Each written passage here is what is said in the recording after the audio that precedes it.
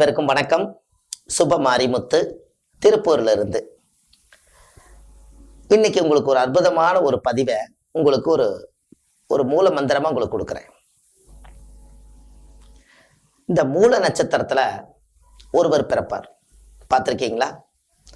யாரு பிறந்தாலும் சரி, இந்த உலகத்துல மனித பிறவை எடுத்து மூல நட்சத்திரத்தில் ஒருத்தர் பிறந்தால், இந்த மூல நட்சத்திரம் யாருடைய நட்சத்திரம்? ஆஞ்சநேயருடைய நட்சத்திரம்.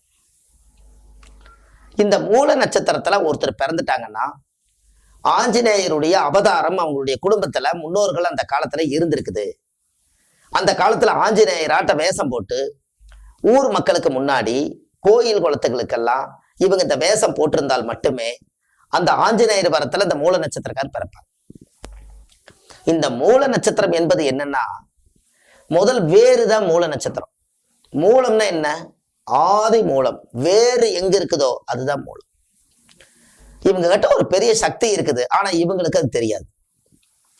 என்ன அப்படின்னு கேட்டீங்கன்னா, ஏதாவது ஒரு பிரச்சனை வந்துச்சுன்னா நீங்க அவங்கள வெளியில கூட்டிட்டு போய் ஒரு பிரச்சனைங்கும் போது அவங்கள கூட்டிட்டு போனீங்கன்னா, உங்களுக்கு ஏதாவது ஒரு பிரச்சனை தவிர்க்க முடியலன்னா மூல நட்சத்திரக்கார கூடவே கூட்டிட்டு போனீங்கன்னா, அங்க போய் அவங்க அந்த பஞ்சாயத்துல நின்னாங்கன்னா எல்லா பிரச்சனையும் படன்னு உடைஞ்சிரும். ஒண்ணுமே இருக்காது, பிரச்சனை எல்லாமே சமமாயிரும். பெரிய கலவரமே வராதுன்னு வைங்களேன். அவ்வளவு பெரிய சக்தி இந்த மூல நட்சத்திரத்துக்கு உண்டு. ஏன் அப்படி? ராமருக்கு மிகப்பெரிய போர்க்களம் நடந்தது. அதுல அனுமார் அவ்வளவு பெரிய போர்ல போய் கூட நின்று எத்தனையோ மக்களுக்கெல்லாம் எதிர்த்து போராடி இந்த ராமர் ஆண்ட நாடுன்னு சொல்லி ஆஞ்சநேயர் எல்லா உதவிகளும் செய்து அந்த போர்ல ஜெயிச்சிருக்காங்க. வெற்றியை கொடுக்கக்கூடிய நட்சத்திரம் மூல நட்சத்திரம். ஆதி மூலம், அது மூலம். இந்த மூல நட்சத்திரக்கார நம்ம வீட்டுல வச்சுக்கிட்டோம்னா 10 யானைக்கு சமம். எந்த ஒரு ஆபத்துகளும் வராது. எப்பேற்பட்ட ஆபத்து இருந்தாலும் அந்த ஆபத்தெல்லாம் வீட்டு வாசலுக்கும் கூட வராது, வந்த வழியிலே திரும்பி போயிடும். 10 யானைக்கு சமம் மூல நட்சத்திரம். அதனாலதான் எவ்வளவு பெரிய ஜாதகத்துல ஆதி மூலம் எங்க இருக்குதுன்னு கேட்டா, தனுசு காலச்சக்கரத்துக்கு அது தனுசு ராசி. அங்கதான் மூல நட்சத்திரத்துல பிறந்துக்கிறவர்கள் தனுசு ராசியில பிறந்திருப்பாங்க. இந்த தனுசு தான் போர்க்களமான இடம். அதனாலதான் வில்லு அம்பும் அந்த காலத்திலேயே ஆயுதம் இதை வச்சு பல உயிர்களை தாக்கியிருக்காங்க. அதனால இது போர்க்கள ராசி, எதுக்கும் துணிஞ்ச ராசி. எந்த இடத்துலையும் தன்னுடைய உயிருக்கு பயப்படாம நின்று அந்த பிரச்சனையை முடிச்சு கொடுக்கக்கூடிய ராசி இந்த தனுசு ராசி, அந்த மூல நட்சத்திரம். இந்த மூல நட்சத்திரத்துல இப்படி ஒரு சக்தி இருக்குதான்னு உங்களுக்கு இது தெரிய போகுது. அப்ப இந்த மூல நட்சத்திரத்துக்கார நம்ம வீட்டுல வச்சிருந்தாலோ, மூல நட்சத்திரக்காரர்களோடு தொழில் அவங்கள மூல நட்சத்திரத்தை கொண்டு வந்தாலோ, ஒரு கார்ல ஒரு டிரைவரா மூல நட்சத்திரக்காரர் இருந்தாலோ நம்மளுக்கு ஏதாவது ஆபத்து வருமா? வரவே வராது. அந்த காலத்துல முன்னோர்கள் 27 நட்சத்திரத்தை, ஒவ்வொரு நட்சத்திரத்துக்கும் ஒரு தைரியத்தை கொடுத்து, ஒரு தெய்வ அம்சத்தை கொடுத்து அவ்வளவு அழகா வச்சிருந்திருக்கிறாங்க. இந்த நட்சத்திரத்துக்கு முன்னோர்கள் அந்த காலத்துல சொல்லலைன்னா மக்களுக்கு எப்படி தெரியும்?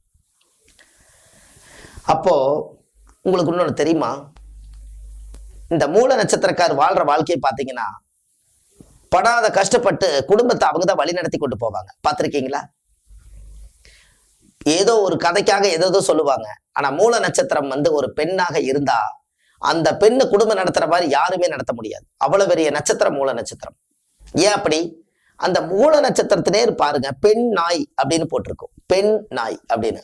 இந்த பெண் நாய் மாசமா இருந்து ஒரு 4-5 குட்டிங்க போட்டுருச்சுன்னா இவங்க என்ன பண்ணிடுவாங்கன்னா, நாய் நம்மளை கடிச்சு போடுன்னு சொல்லி இந்த குட்டிகளை நம்ம தூக்கிடுவோம்னு சொல்லி இந்த நாய் கடிக்கிறதுக்கு தயாரா இருக்குன்னு சொல்லி இந்த குட்டி போட்டோன்னே இந்த நாயை துரத்தி விட்டுருவாங்க. இது என்ன பண்ணுன்னா, குட்டியில எல்லாம் வாயில கவிட்டு போய் ஒரு இடத்துக்கு 2 இடம் மாத்தி குழிய பறிச்சு அந்த இடத்துல குட்டியில பூரா கொண்டு வந்து சாகாம கொண்டு வந்து அது பால் கொடுத்து அங்கிருந்து உருவாக்கி அங்கிருந்து அவங்களை துரத்தி விட்டுருவாங்க. மறுபடியும் இன்னொரு இடத்துக்கு குட்டி மாத்தி எப்படியோ இதையும் குட்டி மாத்தி மாத்தி பார்த்தீங்கன்னா அந்த எல்லா குழந்தைகளையும் புழைக்க வச்சிருவாங்க. இதுதான் மூல நட்சத்திரத்தினுடைய குணம்.